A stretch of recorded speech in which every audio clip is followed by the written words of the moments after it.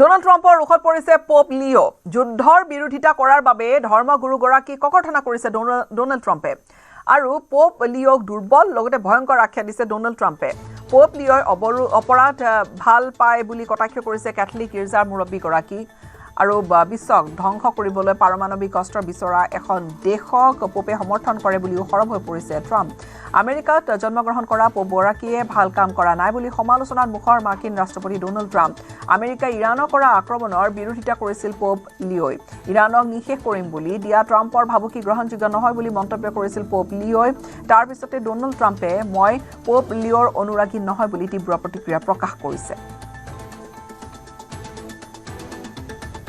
I don't think he's doing a very good job. He likes crime, I guess. He hit us. Think of it. He's worried about fear. What about the fear when the ministers and the priests and all of those great people that were arrested during COVID, and in many cases they're outside 10 feet apart. We don't like a pope that's going to say that it's okay to have a nuclear weapon.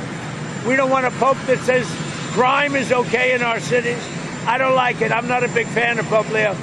He's a very liberal person, and he's a man that doesn't believe in stopping crime. He's a man that doesn't think that we should be toying with a country that wants a nuclear weapon so they can blow up the world. So I'm not a fan of Pope Leo.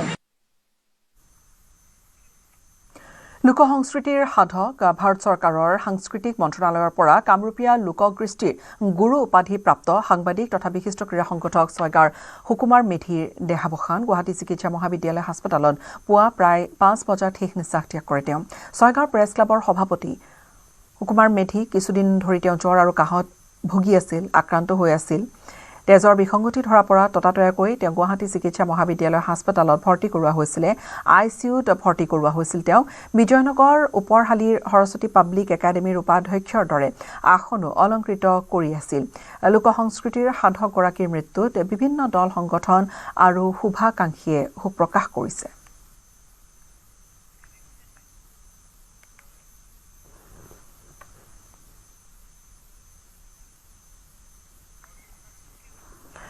Tamulpur জিলাৰ গোৰেছৰ চকত পুৱা এটা শিহৰণকাৰী দুৰ্ঘটনা তীব্ৰবেগী যাত্ৰীবাহী tempo আৰু eco ভানৰ মাজত সংঘৰ্ষ মহেশ বড়ো নামৰ এজন 40 বছৰীয়া লোক থিতাতে মৃত্যুমুখত পৰিছে ভয়ংকৰ এই দুৰ্ঘটনাটোত গুৰুতৰভাৱে আহত হৈছে 11 জন দুজন আহত লোকৰ অৱস্থা সংকটজনক আহতসকলক ততাতয়াকৈ চিকিৎসালয়লৈ প্ৰেৰণ কৰা হৈছে আৰু কৰ্মসূত্ৰে গুজৰাটত থকা লোককেইজন আহি আছিল ঘৰলৈ উভতিছিল ৰঙালী বিহুৰ বাবে ঘৰলৈ উভতি আছিল লোককেইজন দুৰ্ঘটনাৰ পিছতে সেনা বাহিনীৰ লোক আৰু স্থানীয় ৰাইজে উদ্ধাৰ অভিযান চলায়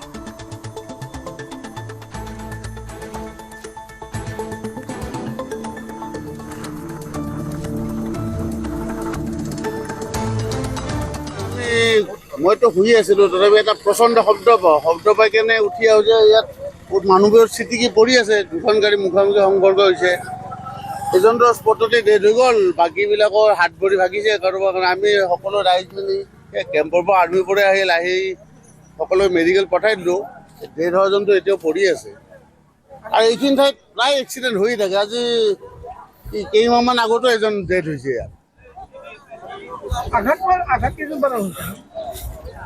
6-7 মান হ'ব চাগে আমি সকলোকে উঠাই মেডিকেল পঠাই দিলোঁ এম্বুলেঞ্চত মানে 5:40 মানত এখন টেম্পু ৰঙিয়াৰ পৰা আহে আৰু এখন ভেন গাড়ী এই ভূটান লাইনৰ পৰা আহি কিনে এই যিটো গড়েশ্বৰ অলপ আগত তাতে তাৰমানে মুখামুখি হয় তাৰপিছত মুখামুখি হ'লে তাৰপিছত মানুহকেইটা মানে এজন ডেড হৈছে আৰু 3-4 জন বহুত আগপত্ৰ হৈছে মাথা ফাটিছে ভৰি ভাঙিছে তাৰপিছত আমি সকলো ৰাইজে মিলি কিনে এইফালে আৰ্মিবিলাক আহিলে আৰু পুলিচ চাৰাটো আহিলে আহি কিনে সকলো মিলি জুলি কিনে আমি এম্বুলেন্স মাতি কিনে আমি ইহঁতক পঠাই দিয়া হৈছে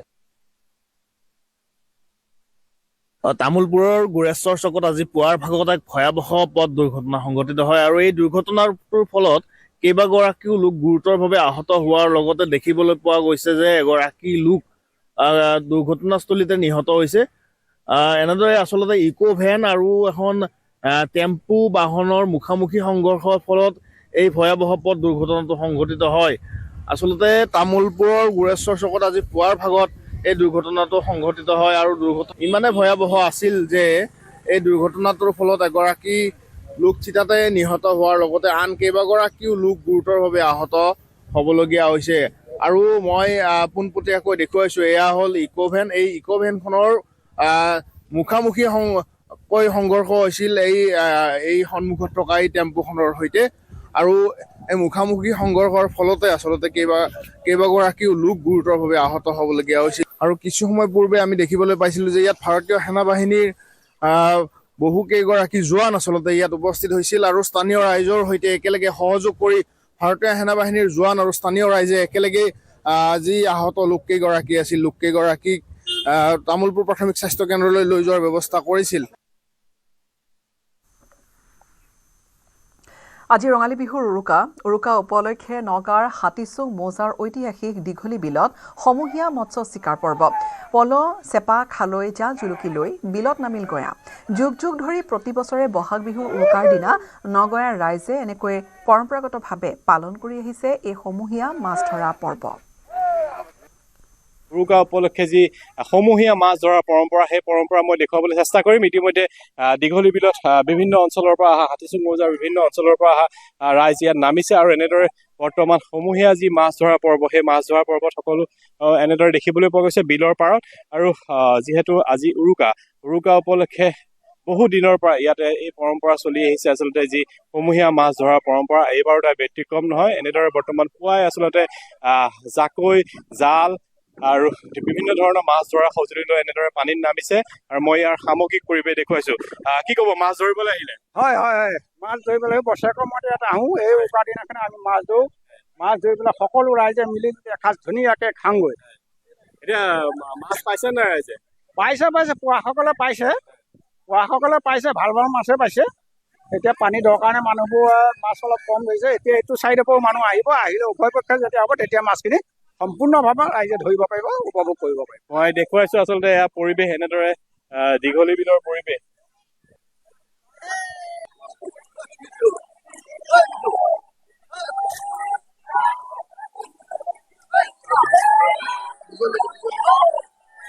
কিমান সময়ত আহিলে?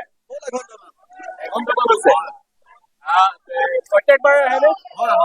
প্ৰত্যেকবাৰে খালি হাতে যাব লগা হয় নেকি বাৰু? আচলতে এয়া দেখুৱাইছো উৎসৱমুখৰ পৰিৱেশ। উৎসৱমুখৰ পৰিৱেশৰ মাজত আচলতে বিহুৰ উৰুকা দিনটোত আজি এনেদৰে মাছ ধৰিছে ৰাইজে। আমি কথা পাতিব বিচাৰিম বিহুৰ উৰুকাৰ পৰম্পৰা ৰক্ষা কৰি এবাৰো আপোনালোকে মাছ ধৰিব আহিছে, কি ক'ব? পোনপ্ৰথমে ৰঙালী বিহু সকলো ৰাইজকে শুভেচ্ছা যাচিছোঁ। আৰু জয় জুবিন দাৰ নামত আমি ওলাই আহিছোঁ। জয় জুবিন দাই যেনেকে সমাজখন একতা কৰিছিল, তেনেকে আমি মাছৰ পৰ্বটো একতা কৰিছোঁ। জয় জুবিন দা, জয় জুবিন দা। যিহেতু আজি ৰঙালী উৰুকা, এফাকি বিহু যদি হৈ যায় বেছি ভাল লাগিব। বিহু আনন্দিয়া, বিহু বিনন্দিয়া, বিহুৱে এই বিহু থাকে মানে বিহুকে বিনাবা, এই বিহু গলে বিনাবা কালি বিহুৰে বতৰা পাই চেনাই ধন ঘৰত হে। মই দেখুৱাইছো দীঘলী বিলৰ পাৰৰ পৰিৱেশ। এনেদৰে বৰ্তমান আনন্দ উল্লাসত সকলো আচলতে মাছ ধৰা আনন্দ। আৰু যিহেতু আজি উৰুকা, অসমীয়াৰ প্ৰাণৰ হেঁপাহৰ ৰঙালী বিহু উৰুকা উপলক্ষে এনেদৰে যি দীঘলী বিলৰ পাৰৰ যি সমূহীয়া মাছ ধৰা পৰ্ব, সেই সমূহীয়া মাছ ধৰা পৰ্ব মই সামগ্ৰিক পৰিৱেশ দেখুৱালো।